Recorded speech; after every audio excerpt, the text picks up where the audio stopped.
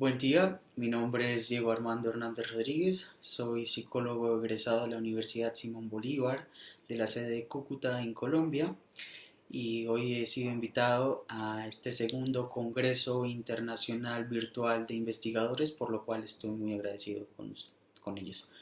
Estoy aquí también para compartir con ustedes mi trabajo de investigación, la tesis realizada en el año 2019, la cual lleva por nombre Rasgos de personalidad y nivel de celotipia en personas condenadas por violencia de pareja en el complejo carcelario y penitenciario La Modelo de Cúcuta. Esta investigación estuvo acompañada por dos profesionales, compañeras mías, psicólogas también, Jenny Marcela Miranda Morantes y Luisa Fernanda Amaya Lara. A modo de introducción, pues quiero comentar con ustedes que la violencia de pareja es una de las problemáticas más presentes en el mundo debido a las diferentes situaciones, circunstancias y características que hacen que se sigan presentando. Esto según Echeverrúa y Fernández, citado por Forensis en el 2017.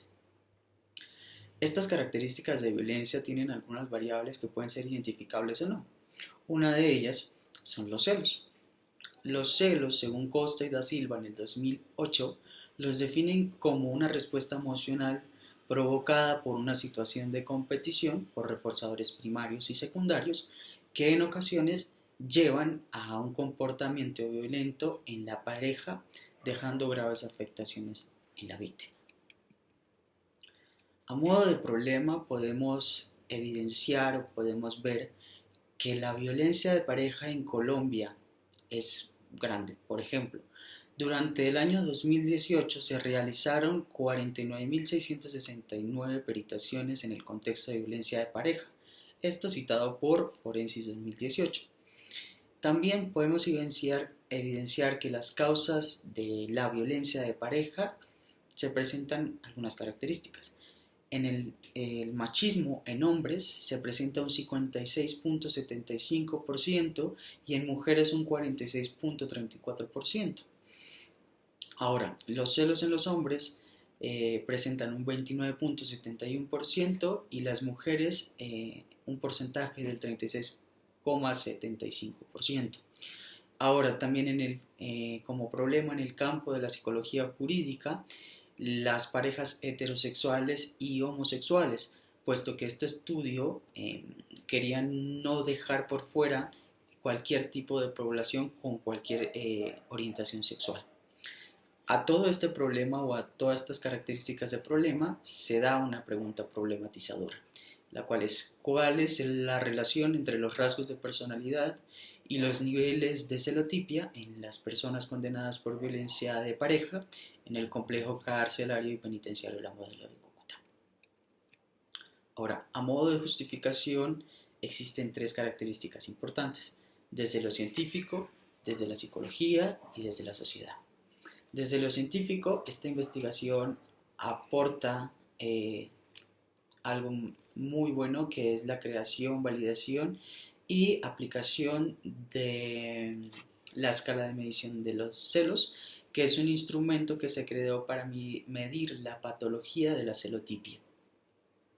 Desde la psicología, esta investigación aporta específicamente en el área de la psicología jurídica, puesto que la investigación de la celotipia no es tan estudiada a profundidad y no existen tantos instrumentos de medición.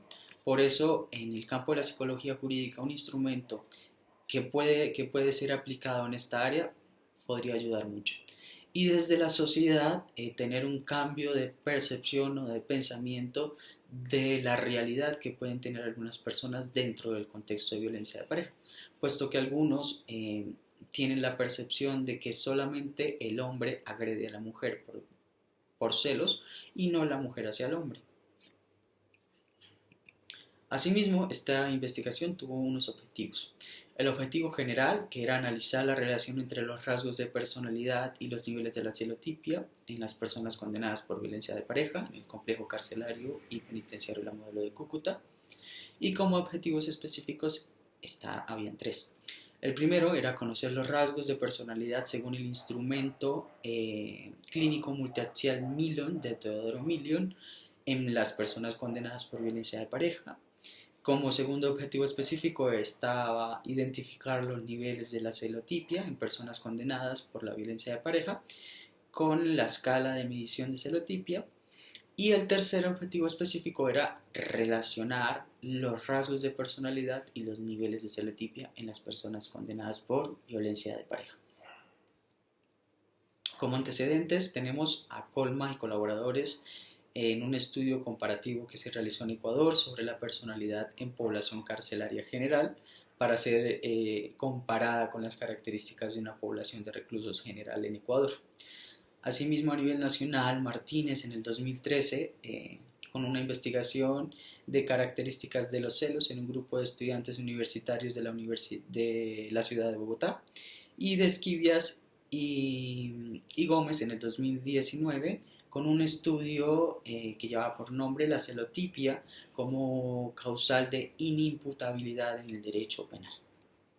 Como bases teóricas tenemos tres muy importantes. La primera es el trastorno obsesivo compulsivo y el trastorno delirante, donde tomamos los criterios del DSM-5 y el CIE-10, asimismo la teoría de personalidad de Erik Erikson y el ciclo de la violencia de Cuervo y Martínez del 2013. Entonces, para hablar un poco de la teoría, vamos a comenzar a hablar sobre los criterios que se presentan en el DSM-5. Para poder nosotros adoptar estos criterios y adoptarlos como base teórica, fue porque dentro del trastorno obsesivo compulsivo y el trastorno delirante del DSM-5 se encuentran unos subgrupos. Del trastorno obsesivo compulsivo se encuentra el subgrupo de los celos obsesivos, y dentro del trastorno delirante se encuentra un subgrupo de celos de tipo celotípico. Es por esto que estos dos trastornos fueron nuestra base teórica para la creación del instrumento de medición, y los criterios de estos dos trastornos se tomaron para la creación de los ítems que iban orientados hacia los subgrupos de celos obsesivos y de celos de tipo celotípico. Asimismo, desde el CIE-10, las ideas delirantes reflejan o se caracterizan o van orientados hacia los celos, y por eso manejan los mismos criterios que el DSM-5. Ahora, desde la teoría de la personalidad de Erikson, él habla sobre unas etapas psicosociales.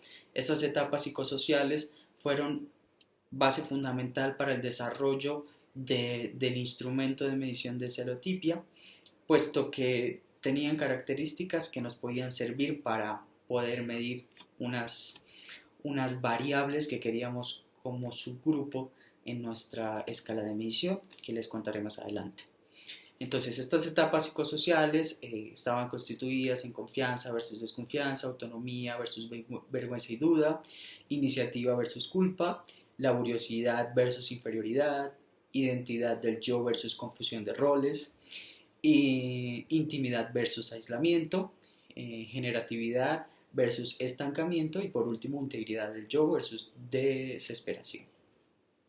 Estas etapas psicosociales, que van desde los 0 hasta los 65 años en adelante, por eso fueron muy importantes para nuestra investigación. Ahora, dentro de la teoría de la personalidad de Erikson, él habla o él dice que el medio social impone frustraciones, obstruye ciertas maneras de frustración y promueve otras. Esto, pudiendo definirlo él como una posible característica de los celos. Y los celos para Erik Erikson, él los define como una forma frustrada con la cual se expresan sentimientos de inseguridad, los cuales se traducen en control y dominio hacia la pareja, que en la mayoría de los casos generan algún tipo de violencia, no solo física, sino verbal, económica, sexual o psicológica. Ahora, por último, el ciclo de la violencia de Cuervo y Martínez en el 2013, que describen tres fases importantes que nos sirvieron como teoría en nuestra investigación, ya que pudimos identificar que en la mayoría de los casos de violencia se presentan las tres fases que definen Cuervo y Martínez en el 2003. La fase 1, que en esta se evidencia la violencia psicológica, verbal y económica. En la fase 2 es donde se evidencia la violencia física o sexual, y en la fase 3 es la fase donde se evidencia o se observa la reconciliación y se repite continuamente este ciclo. Ahora, como metodología, esta investigación tiene un enfoque de tipo cuantitativo con alcance correlacional, un diseño no experimental transversal, una población y una muestra de 23 personas que están condenadas por violencia de pareja en el complejo carcelario y penitenciario de la Modelo de Cúcuta, con un muestreo no probabilístico por conveniencia. Esta población esta muestra tenía unos criterios de exclusión, los cuales eran dos. El primero era que no tuvieran el diagnóstico o hubiesen tenido episodios de esquizofrenia, y el segundo, que sí estuvieran condenados por violencia de pareja. Esos eran los dos criterios de exclusión. Los instrumentos que utilizamos pues, fue el inventario clínico multichat del Million y la escala de medición de celotipia. Ahora, para explicarles los resultados, quiero hacer hincapié en algo muy importante de esta investigación. Nosotros queríamos evaluar la celotipia global, pero dividimos el instrumento o el test de medición en dos. La primera mitad del instrumento estaban las preguntas o los ítems de los celos obsesivos compulsivos, y después de la mitad iban los ítems de las preguntas de los celos delirantes. Pero no queríamos dejar de estudiar algunas características que vimos en los rasgos de personalidad de Erik Erikson. Ahora, ¿qué queríamos también evaluar? No solo estos dos trastornos, sino unos subgrupos de estos trastornos. Por eso, los ítems estaban orientados hacia los celos cognitivos, celos conductuales y celos emocionales. ¿Por qué? Porque queríamos evaluar o identificar si una persona posiblemente tenía el trastorno obsesivo compulsivo, ver específicamente si esa persona tenía un subgrupo de celos obsesivos, cognitivos o conductuales o emocionales. Es decir, no solamente quedarnos en evaluar los dos trastornos, sino ir un poco más adentro de ese trastorno y ver si ese trastorno desarrollaba celos cognitivos, obsesivo-compulsivos, celos conductuales o celos emocionales, así como el trastorno delirante, también tenían estos subgrupos. Ahora, como resultado global pudimos evidenciar que en la celotipia general se presentó lo siguiente. De las 23 personas que nos sirvieron como muestra, 11 presentaron un nivel bajo de celotipia, muy bajo, perdón. 8 personas presentaron un nivel bajo de celotipia, 3 personas presentaron un nivel medio de celotipia y una persona presentó un nivel alto de celotipia. Ahora, dentro de los subgrupos que les mencioné anteriormente también hay algunos resultados. Del trastorno obsesivo-compulsivo, específicamente el subgrupo de celos cognitivos obsesivo-compulsivo, 7 personas presentaron un nivel muy bajo, 4 personas un nivel bajo, 9 personas un nivel medio, una persona un nivel alto y 2 personas presentaron un nivel muy alto dentro de este subgrupo del trastorno obsesivo-compulsivo, para darles un ejemplo. Y del trastorno delirante, del subgrupo de celos cognitivo-delirante, 10 personas presentaron un nivel muy bajo, 6 personas presentaron un nivel bajo, 5 personas presentaron un nivel medio, una persona presentó un nivel alto y otra persona, o sea, una también presentó un nivel muy alto de este subgrupo cognitivo delirante. Ahora, dentro de nuestra investigación contábamos también con los rasgos de personalidad que queríamos medir con el inventario multiaxial del Millon, los cuales evaluaban escala de validez, patrones clínicos de la personalidad, patologías graves de la personalidad, síndromes clínicos y síndromes clínicos graves. ¿Por qué los evaluamos? Porque este instrumento nos daba un apoyo desde lo que se presentaba en la personalidad para ver si algunos rasgos de personalidad podían desencadenar eh, niveles de celotipia altos. Y además este instrumento nos sirvió mucho porque en este instrumento se evaluaba o tenía unos criterios de evaluación de compulsión y el trastorno delirante, los cuales eran nuestras variables de estudio en todo el comienzo. Entonces, al aplicar este instrumento pudimos tener unos resultados de, de la compulsión, o de las personas que presentaban, que eran compulsivas o son compulsivas, tenían una ausencia del rasgo de 18 personas, una presencia del rasgo, 2 personas lo presentaron, y una presencia del trastorno compulsivo de 3 personas. Ahora, del trastorno delirante, la ausencia del síndrome se dio en 11 personas, la presencia del síndrome se dio en 7 y la preeminencia del síndrome se dio en 5 personas. ¿Qué pudimos identificar al correlacionar los dos instrumentos? Pudimos ver o obtener unos resultados muy importantes. ¿Por qué? Porque pudimos identificar cuáles eran los rasgos o características de personalidad que influían en el desarrollo de la celotipia. Y pudimos también evidenciar que no solamente las dos variables que teníamos al principio eran generadoras de correlaciones directa o indirectamente proporcional de nuestra investigación. Entonces, les quiero mencionar cuáles son los rasgos de personalidad que identificamos según el instrumento de Milon. Entonces, los rasgos de personalidad que fueron correlacionales, directa o indirectamente proporcional con la celotipia, fueron los rasgos de personalidad narcisista, el rasgo de personalidad agresivo sádico, los rasgos de personalidad compulsivo, los rasgos de personalidad esquizotípico, los rasgos de personalidad distímico, estrés postraumático, trastornos del pensamiento, rasgos de personalidad de la ansiedad y el rasgo de personalidad de dependencia al alcohol. Es decir, que estos rasgos de personalidad o características fueron directa o indirectamente proporcionales para que aumentara o disminuyera los niveles de la celotipia en general. Bueno, a modo de conclusión,